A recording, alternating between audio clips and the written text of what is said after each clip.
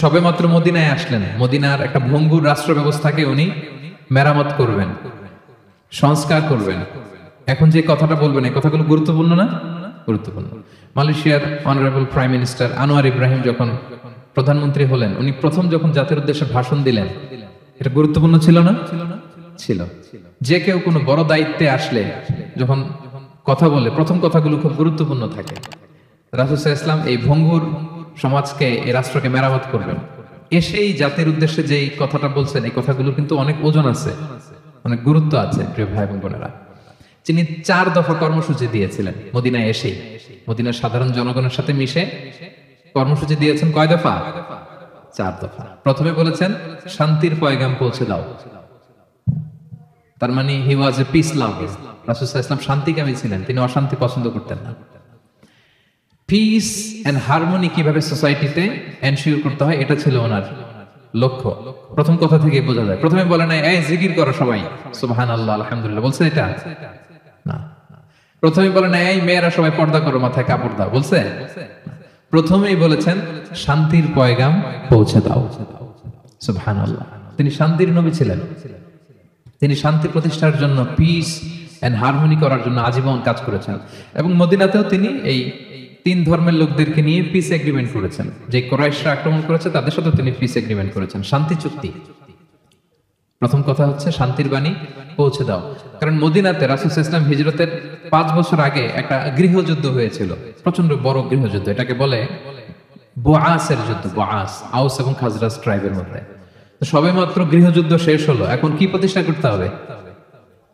হ্যাঁ বলেন তো একটু। সবেমাত্র গৃহযুদ্ধ শেষ হলো, একটা ভঙ্গুর রাষ্ট্র, এটা তো মেরামত করতে হবে, কি বলেন?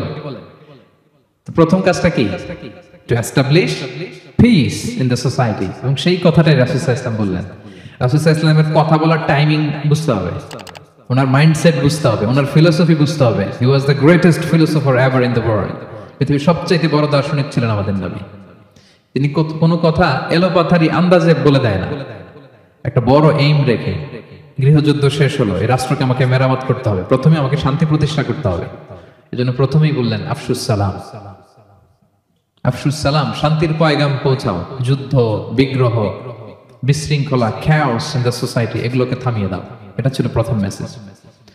তারপর কি বললেন? ওয়া আত'ইমুত তাআম, মানুষকে খাবার খাওয়াও, ফুড শেয়ার করো। এটা সিম্পলি শুধু খাবার খাওয়ানো বুঝলে হবে না, খাদ্য সংকট দূর করো। খাদ্যদ্রব্য মানুষের নাগালে নিয়ে আসো, মানুষের ঘরে ঘরে খাবার পৌঁছে দাও।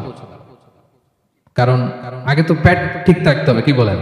বাংলা একটা কথা বলে যে পেটে খেলে পিঠে সয়। এবং আরবরা একটা কথা বলে যে এইখানে পৌঁছার আগে তোমাকে এইখানে পৌঁছতে হবে। মানে কারো হৃদয়ে পৌঁছতে হলে আগে কোথায় পৌঁছতে হয়? পেটে পৌঁছতে হয়। তো রাসূল সাল্লাল্লাহু আলাইহি ওয়াসাল্লাম শান্তির কথা বলার পরপরই বললেন যে আগে খাদ্য সমস্যা দূর করো, খাদ্য সংকট দূর করো। এই যে আমাদের বাংলাদেশে এখন একটা খাদ্য সংকট যাচ্ছে না, এটা কিন্তু অনেক বড় ধরনের সমস্যা। খাদ্য ঠিক, ফুড আইটেম ঠিক, তো সব ঠিক। রাসূল সাল্লাল্লাহু আলাইহি ওয়াসাল্লাম বললেন খাদ্যের সংকট দূর করো, ঘরে ঘরে খাবার পৌঁছে দাও। The vulnerable people of the society, তাদের প্রতি টেক কেয়ার করো, লুক আফটার করো, অনাহারের মুখে খাবার পৌঁছে দাও। এটা ছিল দ্বিতীয় কর্মসূচি। 3 নম্বরে বললেন ওয়াসিলুল আরহাম, আত্মীয়তার বন্ধনকে মজবুত করো। এই যে কিনশিপ টাইজ, এই বন্ডেজটাকে আরো মজবুত করো। কারণ নিজেরা নিজেরা যুদ্ধ করলে কি আর শান্তি থাকবে? থাকবে না। আত্মীয়তার বন্ধনকে মজবুত করো। সব শেষে বললেন নামাজের কথা। আমরা কারোর সাথে দেখা হইলে প্রথমে কি বলি?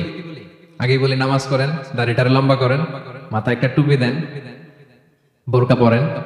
এই কঠিন কঠিন কথা বলে আমরা মানুষকে দিন থেকে ভাগাই। তো রাসূল সাল্লাল্লাহু আলাইহি ওয়াসাল্লাম প্রথমে বললেন পিস এস্টাবলিশ করো, এরপরে বললেন ফুড প্রিভিলেজ নিশ্চিত করো, খাবার আছে কিনা প্রত্যেকের পেটে আগে এটা বলো, ঘরে ঘরে খাবার আছে কিনা, বিত্তশালীরা খাবার পৌঁছে দাও। এরপরে বললেন নিজেরা নিজেরা মারামারি করো না, ডোন্ট কিল ইচ আদার, নিজেদের বন্ডেজটাকে মজবুত রাখো। সব শেষে স্পিরিচুয়াল ডেভেলপমেন্টের কথা বললেন যে এই 3টা তো 4 দফা কর্মসূচির 3টা তো তোমাদের নিজেদের মধ্যে সোশ্যাল এঙ্গেজমেন্ট, এবার হচ্ছে ডিভাইন এঙ্গেজমেন্ট।